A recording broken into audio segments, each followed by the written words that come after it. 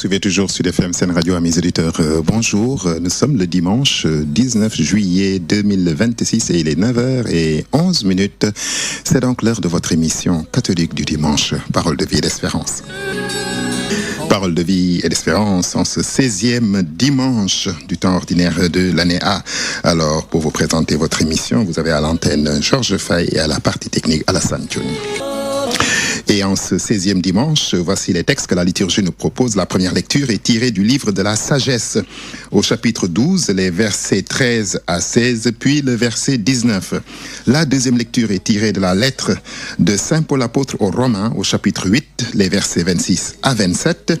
Et l'évangile de ce dimanche est de Saint Matthieu, au chapitre 13, les versets 24 à 43 pour la lecture longue et de 24 à 30 pour la lecture brève. Voilà donc, amis auditeurs, les textes de ce 16e dimanche donc du temps ordinaire de l'année A. Lecture du livre de la sagesse. Il n'y a pas de Dieu en dehors de toi, Seigneur, toi qui prends soin de toutes choses et montres ainsi que tes jugements ne sont pas injustes. Ta force est à l'origine de ta justice, et ta domination sur toutes choses te rend patient envers toutes choses. Il montre sa force, l'homme dont la puissance est discutée, et ceux qui la bravent sciemment, il les réprime. Tandis que toi, Seigneur, qui disposes de la force, tu juges avec indulgence, tu nous gouvernes avec beaucoup de ménagement, car tu n'as qu'à vouloir pour exercer ta puissance. Par ton exemple, tu as enseigné à ton peuple que le juste doit être humain, et tu as pénétré tes fils d'une belle espérance. À ceux qui ont péché, tu accordes la conversion. Voilà donc, mes auditeurs, pour le texte de la première lecture tiré du livre de la sagesse. Et donc, le livre de la sagesse est un livre écrit à l'origine en grec, donc par un juif d'Alexandrie, en fait. Donc, Alexandrie en Égypte, effectivement. Donc, ça a été écrit sur le sol grec. Et cela dans les dernières décennies avant la venue du Christ. Et comme tous les auteurs bibliques, l'auteur de ce livre de la sagesse veut transmettre à ses lecteurs la foi juive reçue de la tradition des pères. Mais la difficulté réside dans le fait que, ces lecteurs, ceux à qui est adressé le livre de la sagesse, ces gens-là sont insérés dans le monde grec et la culture grecque, ils en sont imprégnés. Or, dans le monde grec, on admire ou on se fie plus à l'intelligence. Ce qu'on admire le plus, c'est l'intelligence. C'est la philosophie. Mais c'est la philosophie dans le monde grec. Et philosophie veut dire l'amour de la sagesse. Donc, le livre de la sagesse, dont nous lisons un extrait ce dimanche, est donc destiné à des gens de culture grecque pour qui la philosophie est une des valeurs suprêmes. Et comme je viens de le dire, philosophie veut dire amour de la sagesse. Alors, la sagesse dont il est question dans la philosophie est une sagesse humaine.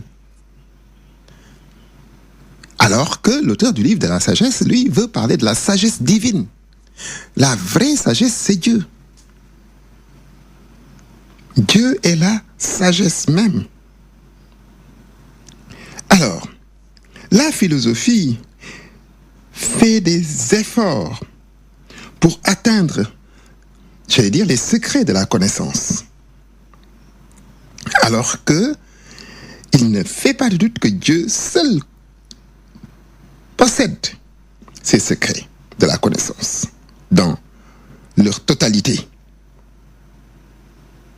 Et donc, c'est Dieu seul qui est la vraie connaissance, la vraie sagesse. Et ce que dit le livre de la sagesse ici, Jésus le dira quelques décennies après, quelques dizaines d'années plus tard. À savoir que les secrets de Dieu ne sont pas à la portée des sages et des savants de la connaissance humaine. C'est ce que nous avons entendu dans l'évangile d'il y a 2 dimanches. Jésus le rappelait et il disait effectivement, « Sois béni, Père, Seigneur du ciel et de la terre, je proclame ta louange. Ce que tu as caché aux sages et aux savants, tu l'as révélé aux tout petits. » Donc, l'homme, par sa seule intelligence, ne peut pas atteindre la connaissance dans la totalité, dans sa totalité. Ce que Dieu a caché aux sages, aux habiles, aux savants, il l'a révélé aux tout petits. Dans le texte que nous venons d'entendre, amis auditeurs, l'auteur du livre évoque 2 thèmes majeurs dans la foi juive. La toute-puissance de Dieu et la bonté de Dieu. 2 attributs qui peuvent sembler inconciliables. La toute-puissance et la bonté. Parce que, pour les hommes, la puissance sert à écraser, à imposer sa volonté par la force, généralement. Sert à opprimer le faible. Alors que pour Dieu, la puissance et même la toute-puissance, n'est-ce pas, rime avec la bonté et la patience. Et la patience. Alors, pourquoi? Parce que le livre de la sagesse nous le dit très bien. Dieu n'a qu'à vouloir pour exercer sa puissance. Il n'a qu'à vouloir pour exercer sa puissance. Donc il ne lui coûte rien, ce n'est pas difficile pour lui d'exercer sa puissance. Voilà. Mais, alors qu'il dispose de la force et de la toute-puissance, Dieu juge avec indulgence et nous gouverne avec beaucoup de patience et de ménagement. Encore une fois, si Dieu réprimait toutes nos fautes, eh bien, qui subsisterait? Si tu retiens les fautes, Seigneur, qui subsisterait? Si Dieu nous punissait à chaque fois que nous avions commis une faute, nous sanctionnait, il y a bien longtemps que nous aurions disparu. Mais non, Dieu qui dispose de la force, juge avec indulgence, gouverne avec beaucoup de ménagement. Et il nous enseigne que le juste doit être humain. Ce qui est juste doit être humain. Ce qui n'est pas humain ce qui est inhumain et injuste. Voilà. Donc, la toute-puissance de Dieu rime avec sa patience, son indulgence et même son humilité, paradoxalement. Alors, son indulgence n'a donc d'égal que sa puissance. C'est pour cela, comme nous l'avions rappelé à mes auditeurs il y a quelque temps, ici, que nous ne pouvons pas nous ériger, n'est-ce pas, en vengeurs, si je puis m'exprimer ainsi, de Dieu. Nous ne pouvons pas prétendre venger Dieu. Voilà. Parce que, encore une fois, nous sommes faibles de nature, l'homme. Et Dieu est tout-puissant. Comment quelqu'un qui est faible et qui n'est pas puissant de nature peut-il être le défenseur et le vengeur de celui qui est puissant? Mais c'est se méprendre sur Dieu. Dieu est un Dieu indulgent, lent à la colère, plein de tendresse et d'amour pour, n'est-ce pas, ses créatures, pour nous les hommes. Et il nous suffit, effectivement, quand nous avons péché, quand nous nous sommes écartés de lui, il suffit de revenir vers lui, n'est-ce pas, et de reconnaître notre faute et de lui demander pardon pour que ce Dieu qui est indulgent et qui nous gouverne avec beaucoup de ménagement, n'est-ce pas, puisse nous accorder son pardon. Quoi qu'il y paraisse, le recours à la force est, chez l'homme donc, signe de faiblesse et, n'est-ce pas, de peur inavouée.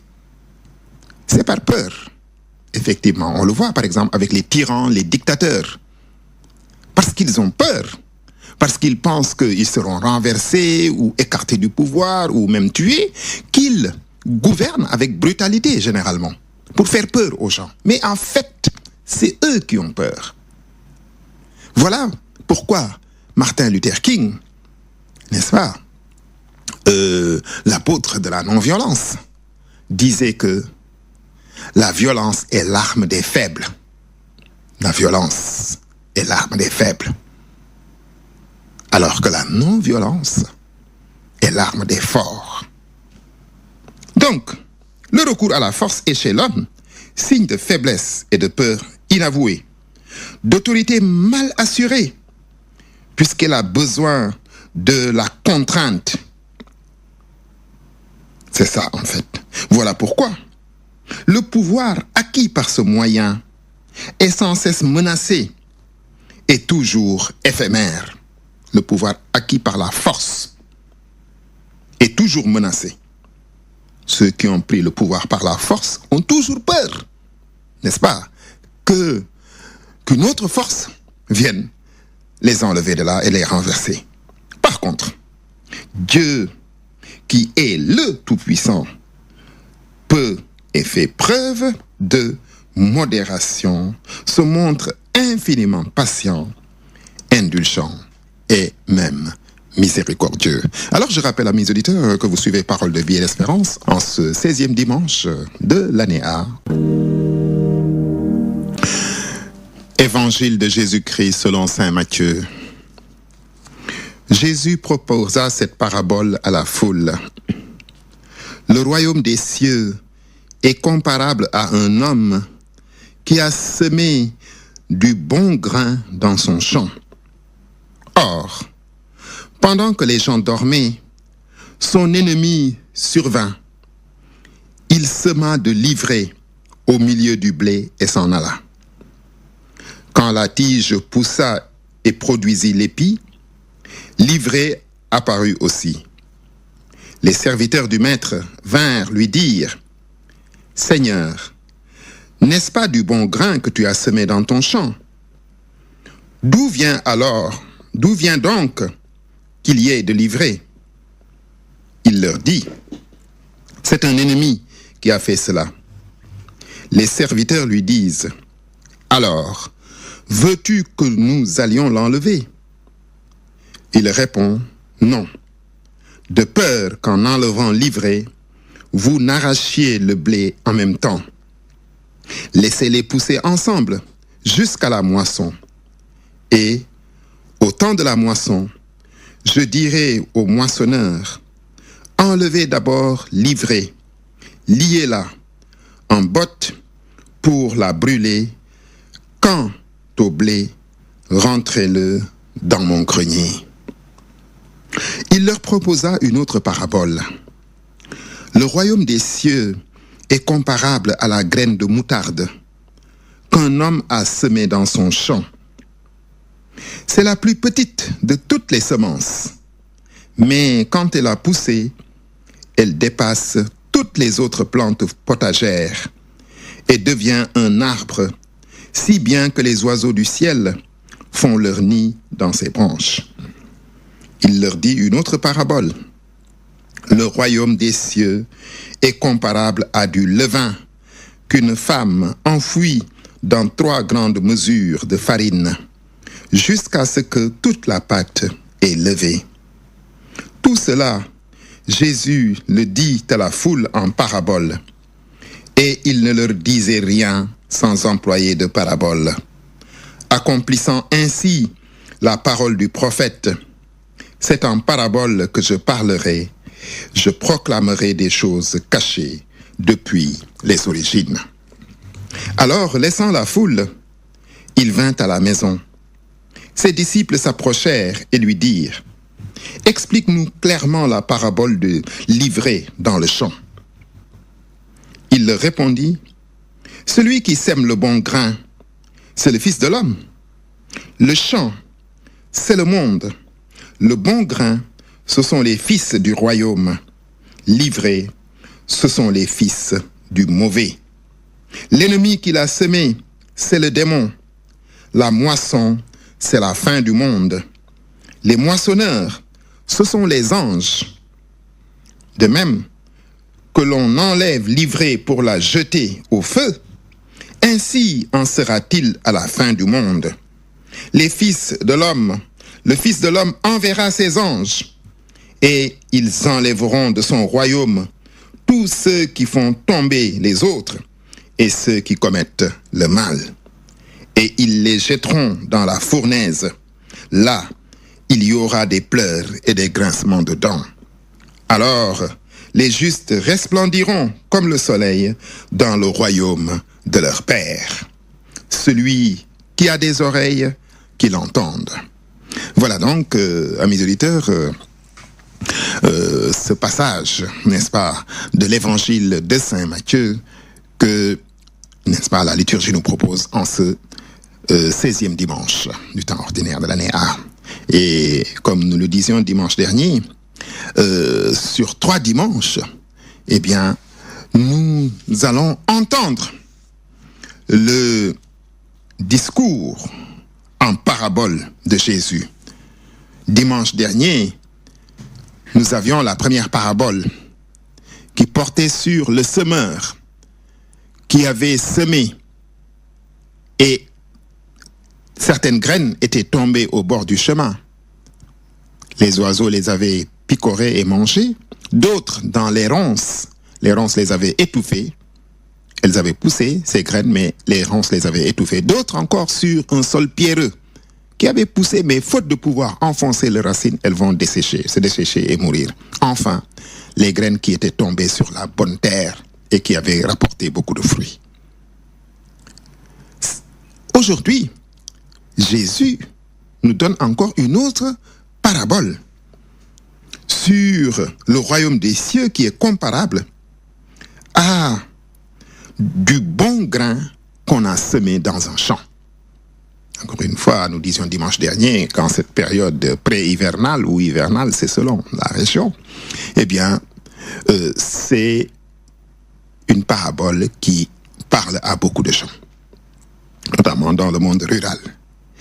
Et donc, cet homme est sorti, il est allé dans son champ et il a semé du bon grain, des graines de blé qu'il a semé dans son champ.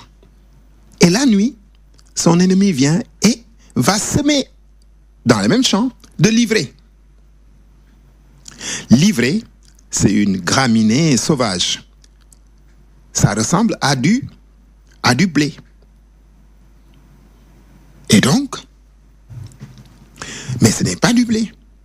Quand ça pousse, on ne peut pas distinguer pratiquement le blé de l'ivraie. Et donc, cet homme vient semer l'ivraie dans le champ de ce paysan.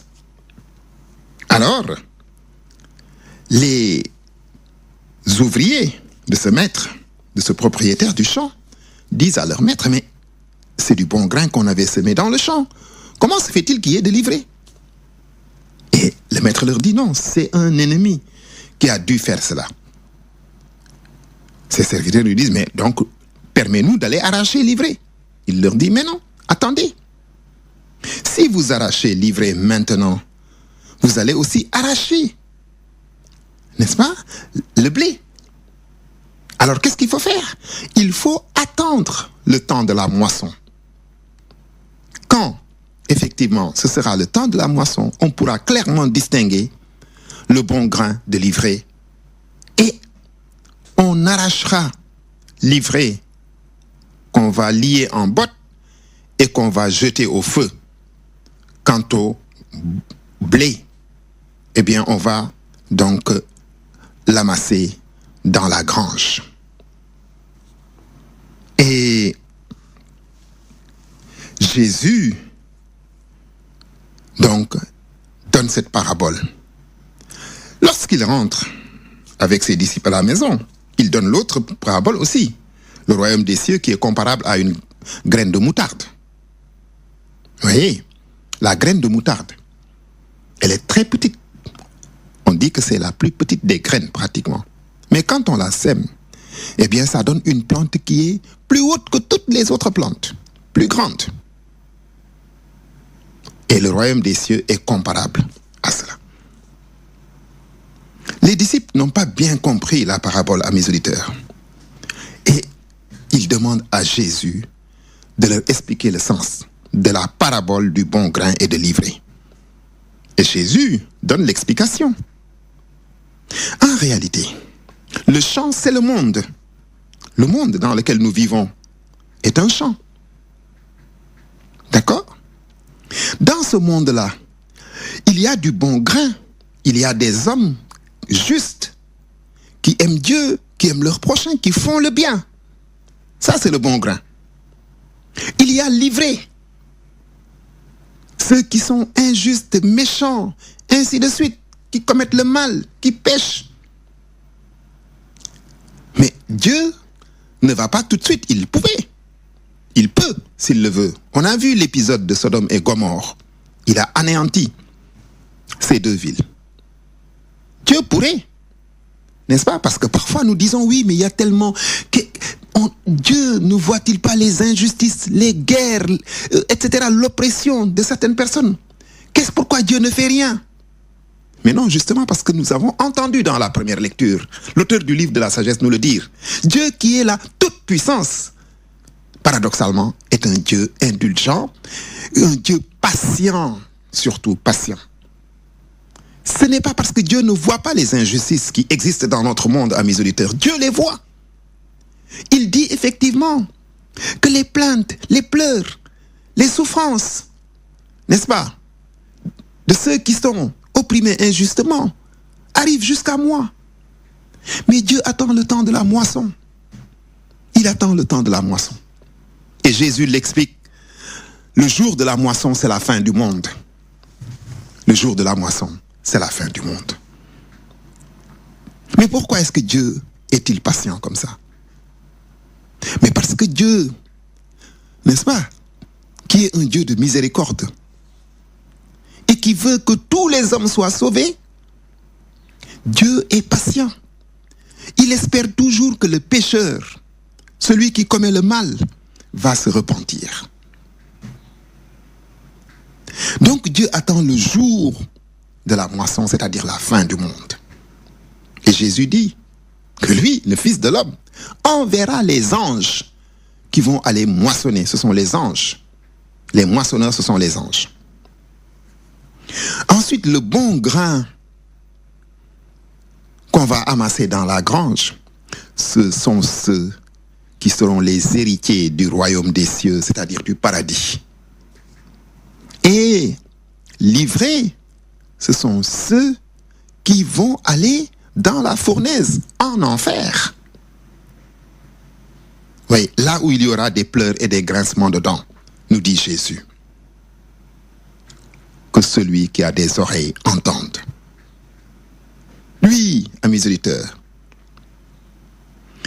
quand nous avons avec nous la puissance, la force, que ce soit la puissance par les armes, la force physique, la puissance par l'argent ou autre, nous pensons être les maîtres du monde. Nous pensons que nous pouvons tout faire, tout nous permettre. À la limite, on pense que soit Dieu n'existe pas, soit qu'il ne s'occupe pas des choses de ce monde. Certains prétendent même qu'il dort parfois. Quand on détourne, on vole, etc. Mais non, Dieu voit tout et n'oublie rien. Il attend, il est patient, il attend le jour de la moisson. Ceux qui pensent que cette heure n'arrivera jamais, ceux qui vivent sur terre comme s'ils n'allaient jamais mourir, comme si ce monde n'allait jamais passer, comme si ce monde serait éternel et qu'eux aussi ils seraient éternels comme le monde, ceux-là se trompent. Ceux qui sont à la tête, n'est-ce pas, des nations, qui oppriment leur peuple, qui exercent la violence et l'injustice, et qui pensent peut-être que ça sera toujours comme ça, se trompent lourdement. Dieu dit, je vois tout. J'attends le jour de la moisson. Et ce jour-là, il y aura beaucoup de pleurs et de grincements de dents. Que celui qui a des oreilles entende. Donc, amis auditeurs, cette page de l'évangile de Matthieu est une sorte d'appel à une prise de conscience. Double. Une prise de conscience de l'homme sur la conséquence de ses actes sur terre, mais également une prise de conscience sur la toute-puissance et la patience de Dieu. Et on sait bien, mes auditeurs, qu'une minuscule graine de moutarde donne naissance à un grand arbre, qu'une mesure de levain fait lever la pâte dans laquelle elle est enfouie. À combien plus forte peut-on être rassuré que le royaume dont les commencements sont des plus modestes se développera et se transformera et même transformera le monde. Jésus enseigne par ailleurs pourquoi Dieu ne fait pas dès à présent le tri entre les bons et les méchants. Il le dit parce que Dieu est patient, parce qu'il est aussi miséricordieux. D'une part, l'ivraie ne peut empêcher le bon grain de germer. Et d'autre part, c'est au Fils de l'homme seul qu'appartient le jugement. Et s'il attend le jour de la moisson, c'est que Dieu laisse à tous le temps de la conversion. Dieu nous laisse le temps de la conversion. S'il devait à chaque fois qu'un homme commettait quelque chose de grave, le punir tout de suite et le faire périr, mais il y a bien longtemps que l'espèce humaine aurait disparu, certainement. Mais non, Dieu, qui a la toute-puissance, a paradoxalement aussi la patience. Généralement, l'homme, quand il est puissant, il n'est pas patient. Mais Dieu a la toute-puissance et la patience, la miséricorde. Il attend encore une fois le jour de la moisson. Et le royaume de Dieu grandit au fur et à mesure. Il commence tout petit, comme la graine de moutarde, et il va donner un grand arbre. Aujourd'hui, les méchants, ou les puissants parfois pensent qu'ils ont remporté. Le mal a peut-être triomphé, on le pense souvent, mais non. Malgré le mal, malgré tout ce qui ne va pas dans le monde, le royaume de Dieu grandit. Alors, amis auditeurs, je rappelle que vous suivez toujours Parole de vie et d'espérance. Lecture de la lettre de Saint Paul apôtre aux Romains. Frères, l'Esprit Saint vient au secours de notre faiblesse, car nous ne savons pas prier comme il faut. L'Esprit lui-même intervient pour nous par des cris inexprimables. Et Dieu, qui voit le fond des cœurs, connaît les intentions de l'Esprit. Il sait qu'en intervenant pour les fidèles, l'Esprit veut ce que Dieu veut. Voilà donc, amis auditeurs, pour la brève lecture, bref passage de la lettre de Saint Paul apôtre aux Romains. La prière de l'homme, nous dit Paul, n'est pas un élan aléatoire vers Dieu, l'inaccessible. L'Esprit la suscite et la traduit et en traduit les mots malhabiles. Ainsi donc, amis auditeurs, les textes de ce 16e dimanche de l'année A évoquent la sagesse de l'homme opposée à celle de Dieu. Autant l'homme qui possède la force manque souvent de sagesse, autant Dieu qui est la toute-puissance possède la sagesse, possède la patience et la miséricorde. Et Jésus, dans la page d'évangile de ce jour, nous dit que le royaume des dieux est comparable à du bon grain semé dans un champ. En d'autres termes, comme l'a expliqué lui-même le Christ, eh bien, le jour de la moisson, c'est la fin du monde. Le champ, c'est donc le monde lui-même. Le jour de la moisson, c'est la fin du monde. Et Dieu, au lieu, n'est-ce pas, d'arracher, livrer, non, à laisser jusqu'au temps de la moisson, parce qu'il est patient. Le jour de la moisson, eh bien, les anges sépareront le bon grain de l'ivraie et que celui qui a des oreilles, qu'il entende. Dieu est patient et son royaume, n'est-ce pas, se construit petit à petit jusqu'à ce qu'il soit totalement achevé. Ainsi donc, amis auditeurs, c'est bien fini. C'était votre émission catholique du dimanche, Parole de vie et d'espérance sur Sud FM Sen Radio, avec à la présentation Georges Faye et à la partie technique Alassane Thioune. Merci pour votre aimable écoute et à bientôt sur cette même antenne.